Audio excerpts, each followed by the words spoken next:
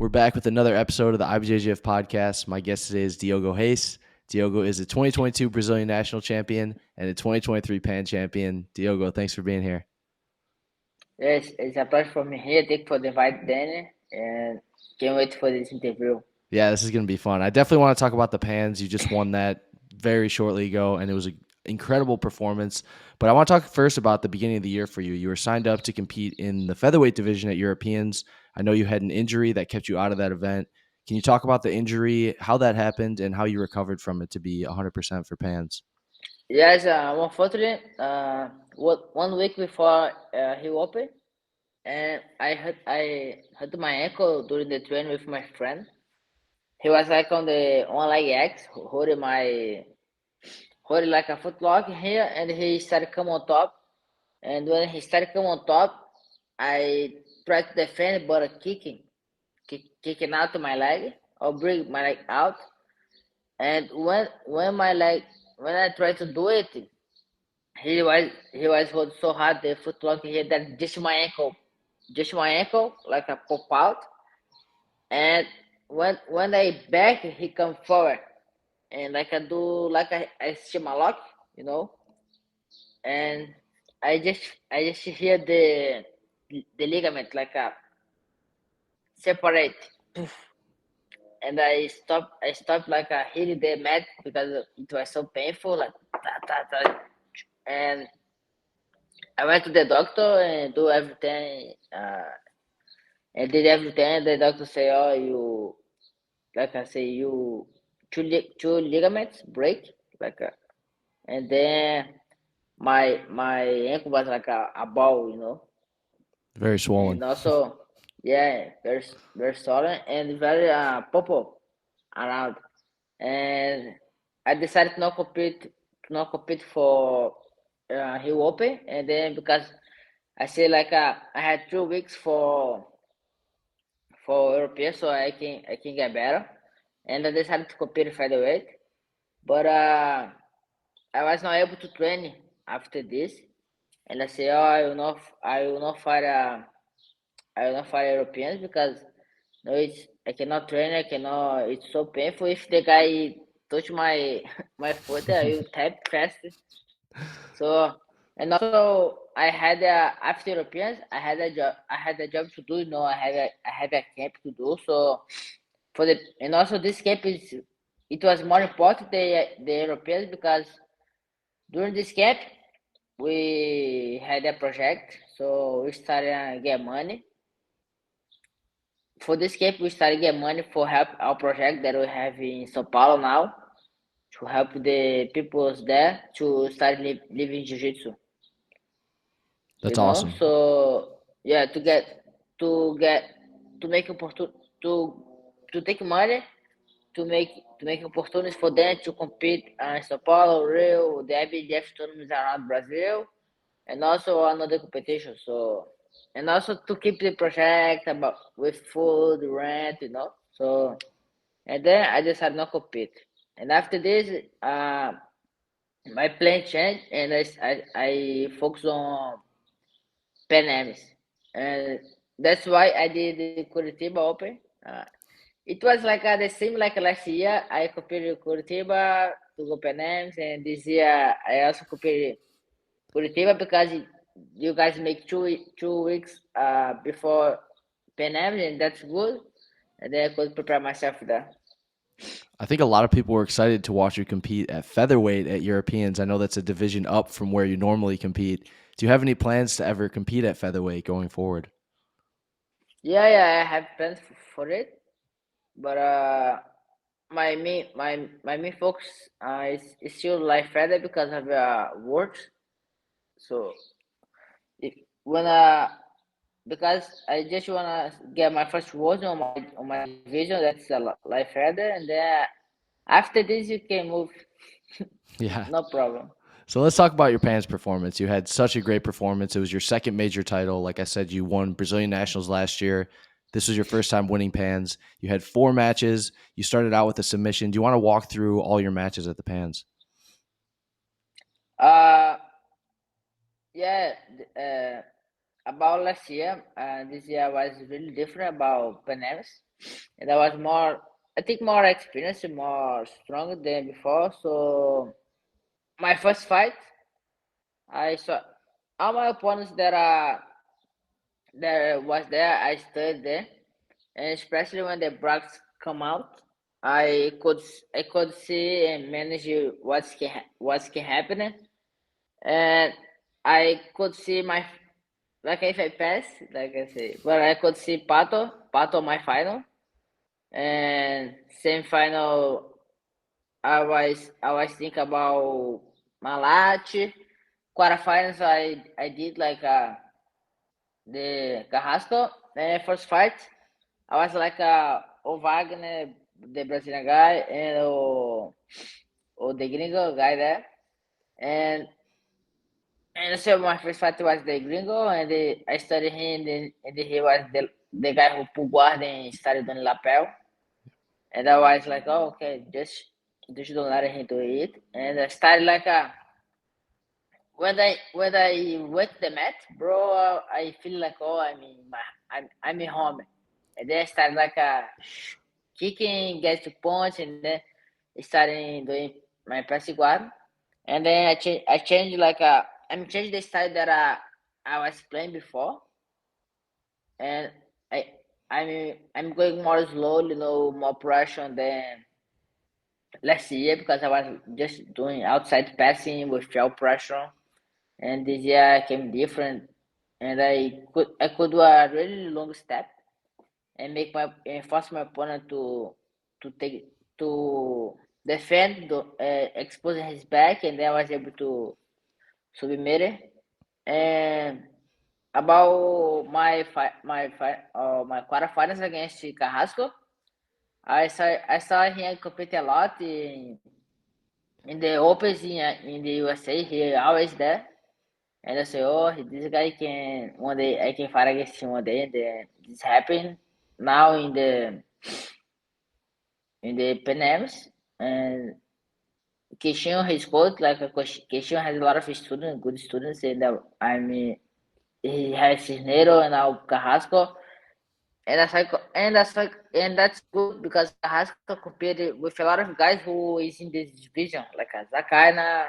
Yeah. He competed 2 times with Zacaina, Pato, Lucas Pinheiro, and I knew that I can face him one day, and I was already studying him even before, and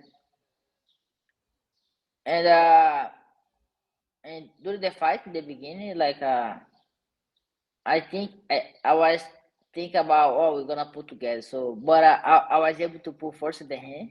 Let's say, oh, okay, now I will be much more easy for me to sweep and then be on top. So when he come to do a crazy dog pass cross, so I was able to arm drag on him because of no key. So uh, after I started doing no key, so my game changed a lot. So I started like I use more drags, cross the arms to to come out with the leg, and then I was able to arm drag, and then started going to single leg, and then sweep. As a sweep, I know he has a good guard rotation, really dangerous with like a triangle also. Then I was take care of it. So the fight was good, but was also really. He has a lot of, like, 3 times he almost swept me, and so I was like, when he opened the last one, I almost swept me. I was go, come on, come back, come back. It was crazy. And then my same finals against Zakaina, like he surprised everybody there because he submitted Malat with that triangle, and but I was feeling good for against him. We in Juvenile we had 2 fights. We did 2 fights, one in Europeans and another one in Pan Juvenile, when the Pan was in Valley, California, and we did 2 fights of of absolute upper class and juvenile, so I was able to beat him 2 times, and then we now in black belts face each other. And in the beginning of the fight, he was really confident. He really strong, coming, really wants to win the fight, And he swept me with a good guard with berimbolo to inside, and when he swept me, he already on double round, almost take my back. But I was really calm. I was feeling good. And then when I saw the mat, I said, "Oh, I have like a 7 minutes and 30 seconds to to pay back the sweep." And that's what I did. I was preparing the position, but he was defend really good, putting pressure, and I say, "Okay, I will try." And the less than 3 minutes, I swept him and he gave the back, but I was like holding, putting his head on the mat, and almost on the line, on the yellow line. And I was like, oh, I cannot lose this position here, because if I lose, they will back on top. And I hold it, bringing him back to the mat, and wait for the opportunity, to put his back on the mat, and then just hold the fight until I pass for the finals. So you had the final against Diogo Pato. That was a rematch from the semifinals last year at the Worlds. Diogo Pato's an amazing competitor, 2021 world champion. How are you feeling going into the final against Pato? I was feeling good against Pato. I knew that this can happen, and then I was already preparing myself for that. And also, I did I like I doing the same plan, like I play on top against him, because he has a great guard. But I say, okay, I will play the same thing, but now like a different, not going side to side. Just now come more in, face his guard, and I knew that can happen. And during the fight, he was doing a really connection with K guard, invader. But I was feeling good. That I was able to escape his entries, and I could defend in the beginning of the fight. I could defend his footlock. I was really like, okay, I'm gonna, I will believe until the finals, because until like 130 minutes, I was losing the fight because of a plot of entries of everything, and then during the fight, I could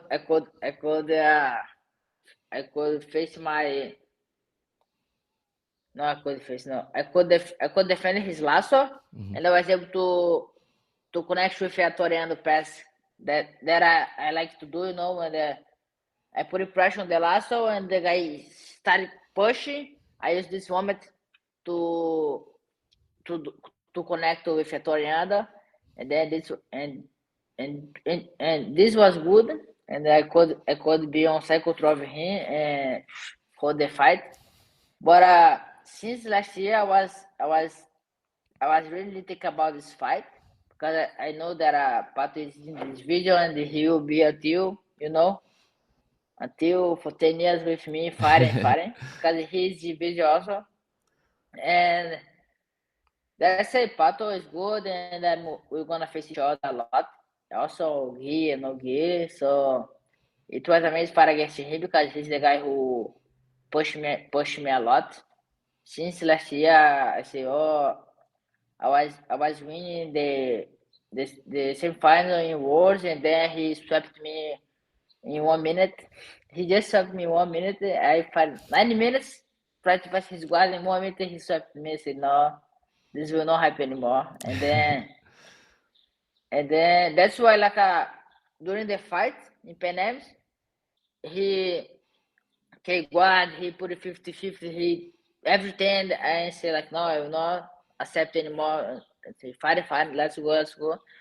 And in the 130, 130, less than 130, I was able to tornado and get the advantage. Yeah, so It was good. you had an amazing performance at the Pans. Like you said, Pato's an opponent that you faced at the Worlds before. You'll probably face him again many times. But one thing you kept bringing up is how you changed your passing for this tournament. A little bit less side-to-side passing and a little bit more pressure. And I think that's something we're seeing more of from lighter weight competitors now as they're getting better on top. I think they used to always be known for their guard games and having very technical and tricky guards to pass. But you're now showing that someone who's even a light feather can put a ton of pressure on people and pass the guard. So can you talk about a little bit more about your passing and why that is such an important part of your game for you? Yeah, because most of the lightweight guys they are used to fight people who just wanna like be side passing, but they are not used to face someone who comes low and start putting pressure, start putting his leg in between his leg, facing reach the half guard, reach the because if you saw the old guys, they always passing with pressure, especially the lightweights. And with the evolution of jiu-jitsu, people started passing on top, and then they come to the pass and a lot of it. But the heavyweights, they still have the same concept of putting pressure, and the lightweights they change the game too because they can they can play outside more than a heavyweight guy to not get tired. But I was trained with Gabriel Moraes.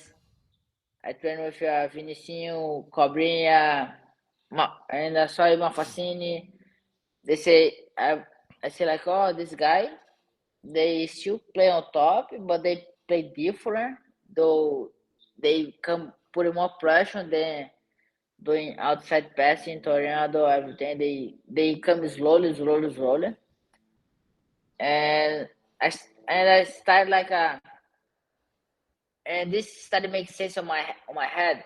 And also in Manaus, I train a lot with Gabriel Moraes, and he's the guy. He's like more shots than me, but he's really strong.